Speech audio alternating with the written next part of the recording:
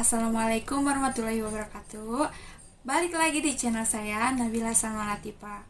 Kali ini saya akan memaparkan materi komunikasi bisnis untuk memenuhi tugas evaluasi tengah semester mata kuliah komunikasi bisnis. Selamat menyaksikan.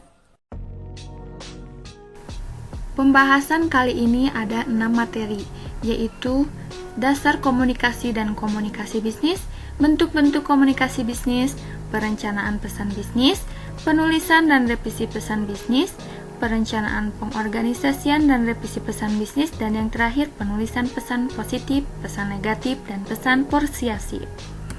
Masuk ke materi pertama mengenai dasar komunikasi dan komunikasi bisnis. Tahu nggak sih, komunikasi juga menjadi hal yang sangat penting loh dalam hubungan apapun, baik hubungan percintaan, hubungan lingkungan sosial bermasyarakat, maupun lingkungan kerja. Jadi, apa sih komunikasi itu?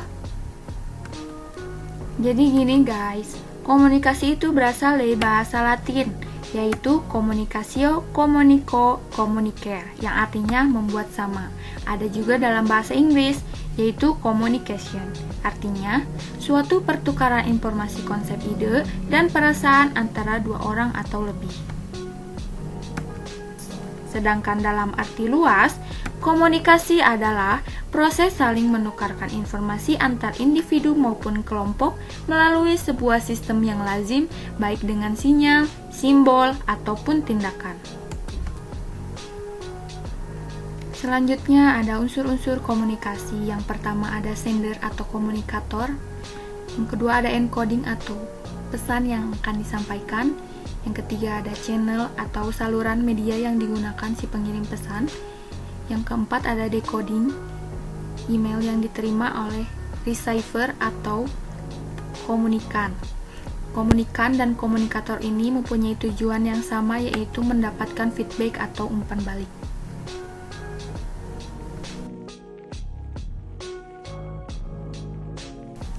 Setelah mengetahui pengertian mengenai komunikasi, selanjutnya kita cari tahu mengenai apa itu bisnis. Bisnis atau bazi atau artinya sibuk, yaitu suatu kesibukan atau keaktivitas seseorang ataupun kelompok. Jadi kita simpulkan bahwa bisnis itu artinya suatu aktivitas pekerjaan seseorang atau kelompok yang mendatangkan penghasilan atau keuntungan atau juga nilai tambah. Jadi, pengertian komunikasi bisnis itu adalah komunikasi yang digunakan dalam dunia bisnis yang mencakup beberapa macam bentuk komunikasi, baik komunikasi verbal maupun non-verbal. Selanjutnya ada bentuk-bentuk komunikasi bisnis. Mengacu pada pengertian sebelumnya, bahwa komunikasi merupakan kebutuhan dasar setiap manusia. Berikut adalah bentuk-bentuk komunikasi, yaitu ada bentuk verbal dan bentuk nonverbal. Bentuk verbal itu adalah komunikasi yang berbentuk lisan atau tulisan, contohnya seperti surat atau telepon. Dan nonverbal yaitu komunikasi dengan orang lain tanpa menggunakan kata-kata melainkan tindakan, contohnya seperti mengerutkan dahi, menggelengkan kepala, atau bahkan menggunakan bahasa isyarat. Selanjutnya ada perencanaan pesan bisnis. Setelah mengetahui apa itu komunikasi, selanjutnya kita membuat perencanaan pesan bisnis. Perencanaan pesan bisnis yaitu proses komposisi penyusunan pesan bisnis. Proses itu sendiri terdiri perencanaan tujuan seperti audiens, ide atau saluran. Ada pengorganisasian ide juga seperti membuat draft, merangkai kata atau kalimat, dan juga harus direvisi. Tujuan dalam perencanaan bisnis ini yaitu harus dievaluasi apakah tujuannya sudah realistis atau tepat waktu, dan juga harus dapat diterima oleh komunikan. Dalam merencanakan suatu pesan bisnis, terdapat beberapa tahapan yang harus dilakukan oleh komunikator, yaitu penentuan tujuan. Mengapa tujuan harus jelas? karena dengan tujuan kita dapat membuat keputusan untuk meneruskan pesan, menanggapi audiens, memutuskan isi pesannya nanti bagaimana, dan juga menetapkan saluran atau medianya. Yang kedua, ada analisis audiens. Dengan analisis audiens, kita harus mencari tahu dulu mengenai audiensnya, yaitu dengan mengembangkan profil audiens, memuaskan kebutuhan informasi audiens, dan memuaskan kebutuhan motivasional audiens. Yang ketiga ada penentuan ide pokok, dan yang terakhir ada seleksi saluran dan media komunikasi. Untuk seleksi ini kita gunakan dalam bentuk komunikasi verbal, yaitu komunikasi lisan dan tulisan.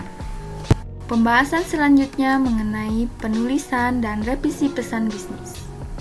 Berikut ada dua teknik dalam penulisan pesan bisnis. Yang pertama ada direct request, dan yang kedua ada permintaan atau pesan-pesan rutin.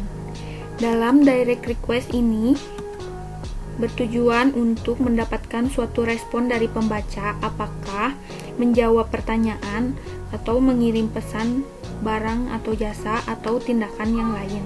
Dalam direct request ini digunakan dalam berbagai macam aplikasi seperti melakukan pesanan barang atau jasa, surat undangan bisnis, surat reservasi, meminta informasi, mengajukan klaim atau aduan maupun permohonan kredit. Dan setelah melakukan pendekatan langsung dalam pesan-pesan rutin, selanjutnya kita melakukan pendekatan tanya jawab. Yang terakhir, kita lakukan komunikasi yang bersifat good news dan goodwill. Good news di sini bertujuan untuk menjaga hubungan dengan pelanggan, sedangkan goodwill bertujuan untuk memberikan perasaan positif bagi klien atau customer kita terhadap perusahaan kita. Berikutnya ada 3 langkah penulisan pesan bisnis. Langkah yang pertama yaitu rencanakan. Dalam analisis situasi, definisikan tujuan dan susun profil audiens. Lalu kumpulkan informasi seperti tentukan kebutuhan audiens dan peroleh yang diperlukan untuk memenuhi kebutuhan tersebut. Seleksi media yang tepat, maksudnya pilihlah media terbaik untuk mengirimkan pesan. Terakhir, atur informasi seperti definisikan ide pokok, batasi ruang lingkup, seleksi pendekatan langsung atau tidak langsung, dan terakhir, buat garis besar isi pesannya. Langkah kedua yaitu tulis. Dalam menulis pesan bisnis, beradaptasi pada audiens itu penting. Jadi, kita harus bersikap sensitif dalam kebutuhan audiens dengan menggunakan kesopanan, penekanan hal-hal yang positif, dan bahasa yang bebas bias. Lalu, bangun hubungan yang kuat dengan audiens dengan membentuk kredibilitas kita dan memproyeksi citra perusahaan kita. Dan yang terpenting, kendalikan gaya kita dengan nada percakapan. Lalu, susun pesan. Dalam susun pesan, pilihlah kata-kata yang akan membantu kita menciptakan kalimat yang efektif. Langkah yang terakhir yaitu selesaikan. Kita harus mengevaluasi isi pesan dan tinjau ulang apakah dapat dibaca, kemudian diedit ulang untuk keringkasan dan kejelasan. Lalu, buat pesan. Dalam membuat pesan, gunakan unsur desain yang efektif dan tata letak yang sesuai dengan tampilan pesan supaya bersih dan profesional. Lalu, koreksi pesan dengan memeriksa kembali kesalahan tatak, ejaan, dan lain sebagainya. Terakhir, distribusikan pesan dengan mengirimkan pesan kita dengan menggunakan media yang dipilih dan pastikan semua dokumen dan semua berkas yang relevan berhasil dengan baik didistribusikan. Pembahasan selanjutnya mengenai perencanaan, pengorganisasian, dan revisi pesan bisnis. Dalam perencanaan pesan bisnis terdapat proses itu sendiri, yaitu perencanaan, tujuan, audiens, ide, saluran, pengorganisasian ide, membuat draft, merangkai kata, dan merevisi. Selanjutnya ada pengorganisasian. Pengorganisasian pesan yaitu suatu kegiatan yang telah digunakan untuk dapat mengatur ide-ide dengan berurutan, logis, serta tidak bertele-tele. Jadi, kita harus menghindari pesan-pesan yang tidak terorganisir seperti bertele-tele, memasukkan bahan yang tidak relevan, menyajikan ide-ide secara tidak logis, dan juga informasi penting kadang tidak tercakup dalam pembahasan. Jadi, dalam banyak aspek kehidupan manusia ini, komunikasi yang baik menjadi dasar atau pondasi loh.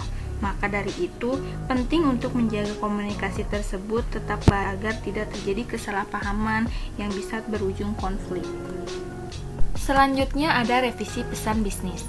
Dalam membuat pesan, bukanlah permainan sulap ya, yang bim salah bim langsung jadi, tapi diperlukan revisi seperti mengedit isi, mengorganisasi, mengedit gaya penulisannya, juga edit format secara keseluruhan agar dapat menarik audiens. Lalu ada pemilihan kata yang tepat. Dalam pemilihan kata ini bermaksud agar komunikasi dapat tercapai, maka perlu diperhatikan dan dipilih kata-kata yang sudah familiar, pilih kata yang singkat, dan hindari kata yang bermakna ganda. Lalu, membuat kata yang efektif.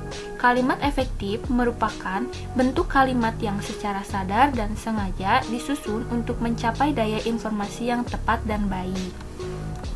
Materi selanjutnya mengenai penulisan pesan positif, pesan negatif, dan pesan persuasif. Strategi penulisan permintaan pesan-pesan positif adalah dengan pendekatan langsung atau direct approach atau pengorganisasian pesan-pesan good news dalam dunia bisnis umumnya sama, yaitu menggunakan pola langsung dan deduktif. Pesan-pesan bisnis yang memberikan kesan positif ada good news dan goodwill. Untuk pesan negatif, biasanya muncul dari pelanggan yang menyampaikan keluhan atau komplain. Dalam situasi seperti ini, keterampilan komunikasi seorang komunikator diuji saat mengatakan tidak, dengan tetap menjaga hubungan baik dengan berbagai pihak di kemudian hari. Yang harus diperhatikan dalam pesan negatif yaitu dalam penyampaian bad news, penerimaan pesan, dan menjaga goodwill sebaik mungkin. Dalam pesan persuasif, perlu adanya komponen yang perlu dikembangkan, di antaranya menetapkan kredibilitas, membuat kerangka argumentasi, memilih daya pemikat audiens, dan pertimbangan etika. Yang terpenting, ketika menyusun permintaan persuasif, yaitu tetap menjaga batas-batas permintaannya. Manfaat langsung permintaan persuasif meliputi pengurangan beban karyawan atau beban kerja seorang supervisor, sedangkan manfaat tidak langsungnya meliputi peningkatan atau perbaikan moral karyawan dalam peningkatan prestis dan lainnya. Sekian pemaparan dari saya mengenai materi komunikasi bisnis, semoga bermanfaat. Terima kasih sudah menonton video ini, jangan lupa like, share, dan subscribe ya. Wassalamualaikum warahmatullahi wabarakatuh.